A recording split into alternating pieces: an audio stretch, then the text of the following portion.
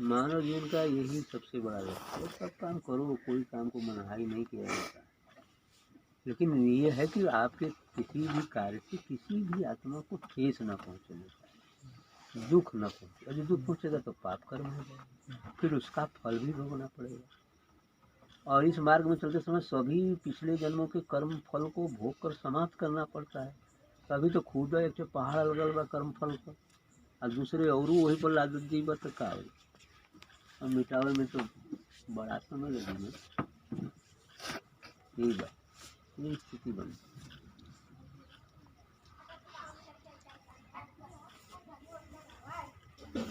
इसलिए बचा के चला जाता है, जितना ही कम कर्म हो, कर्म भी हो तो थोड़ा अच्छे हो, ताकि उसका अच्छा फल बने, है ना। क्योंकि जैसा आप बीज बोएंगे वैसा फल बनेगा। यदि आप बबूल का पेड़ लगाते हैं तो कांटा निश्चित पड़ेगा, लेकिन आम का पेड़ लगाएंगे तो एकदम निश्चित।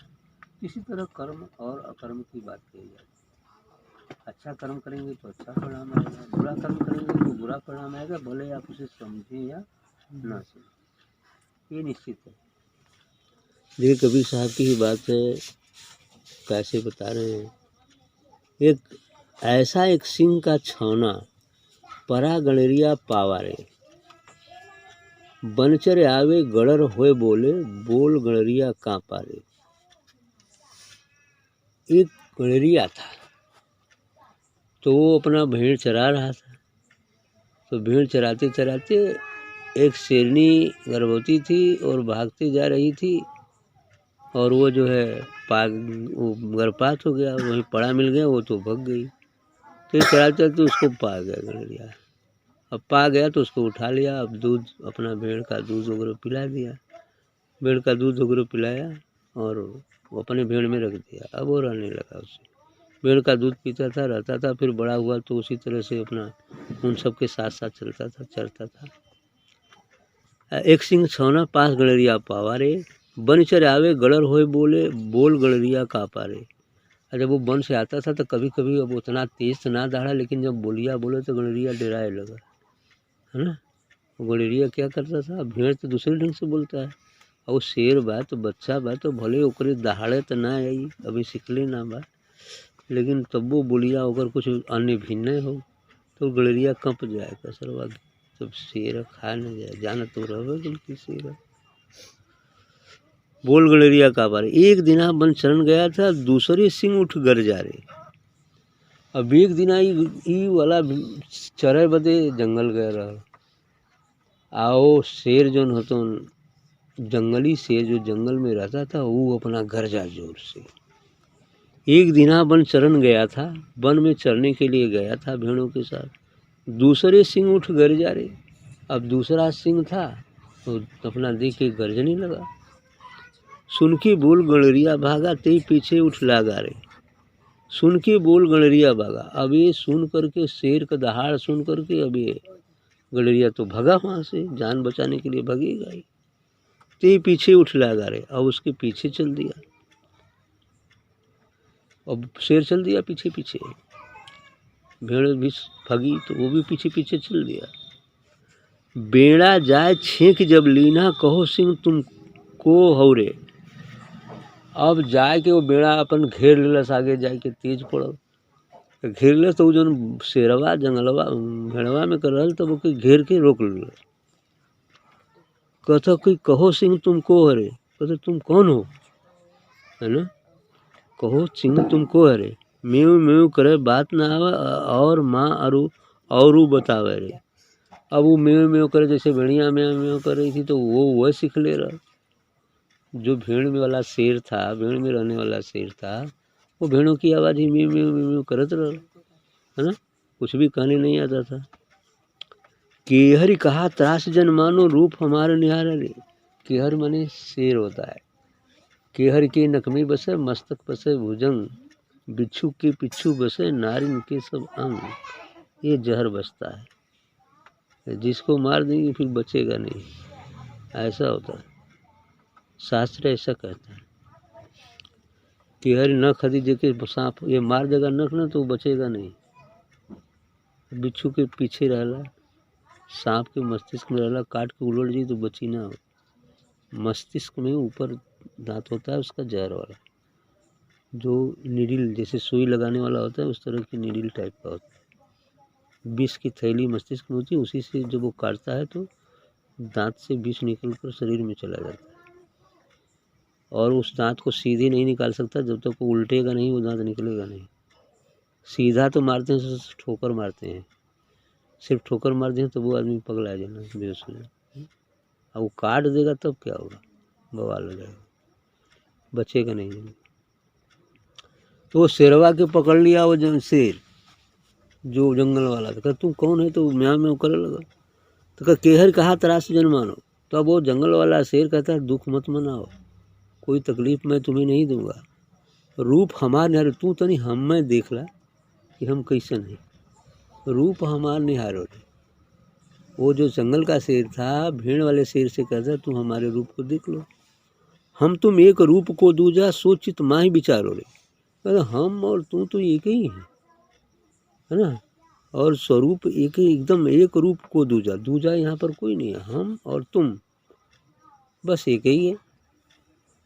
और जरा सा सोचित माही विचारो, विचार करके अपने आत्मा से अंतर में देख लो कि तुम्हारा रूप हमारा रूप एक ही है। केहर रूप मिले जब सतगुरु, आप माँ आप मिलावे। ऐसे ही आगे ओके समझाओ दो कबीर साहब। ऐसे ही संसार में रूपी जंगल में समस्त मानवता भेड़ में रहने वाले शेर की तरह है,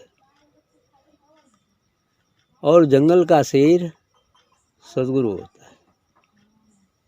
जंगल का शेर क्या है? सद्गुरु है। और समस्त मानवता जो केवल इन 6 विकारों के अधीन है, ऐसी भेड़ रूप है। तब उसमें देखा किसी को कि एकाग्र थोड़ा उच्च संस्कारी है, अच्छे संस्कारी आत्माएं हैं। बहुत सारी आत्माएं तो सबके बस और सबके भाग में नहीं होता है।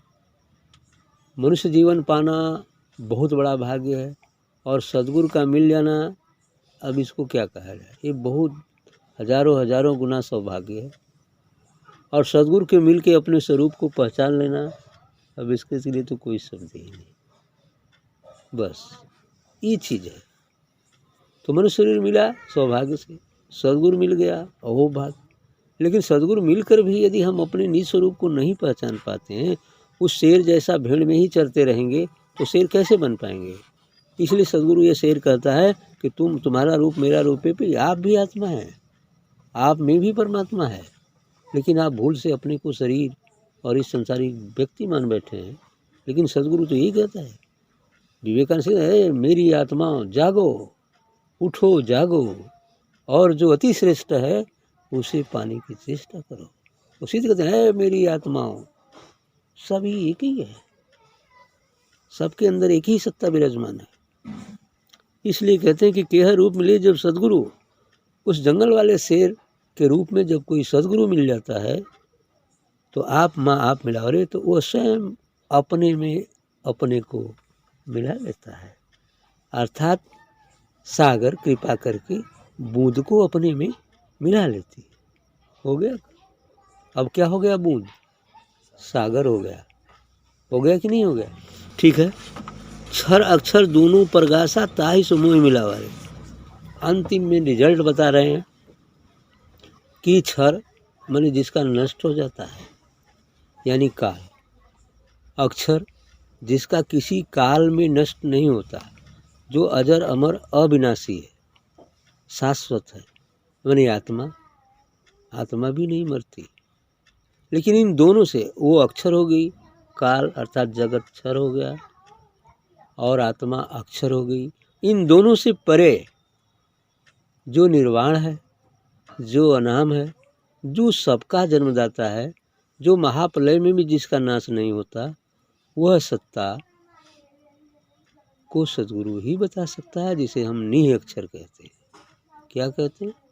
निह अक्षर। क्षर अक्षर निह अक्षर, अनाम निर्वाण, उस सत्ता को जो जान गया वही पूर्ण पुरुष है।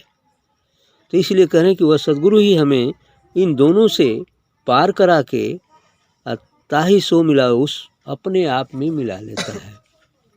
कहें कबीर आदि की बानी संत होए सो जाने रे। कबीर साहब कहते हैं कि ये आदि वाणी है, एकदम प्रारंभिक स्थिति जब कुछ नहीं था, केवल एक ही सत्ता, वह निर्गुण निराकार, वह अनाम सत्ता ही रहती है। उस समय की बात है, आदि वाणी है। इसको कोई संत जन ही बता सकता है, दूसरे के बस का है भी।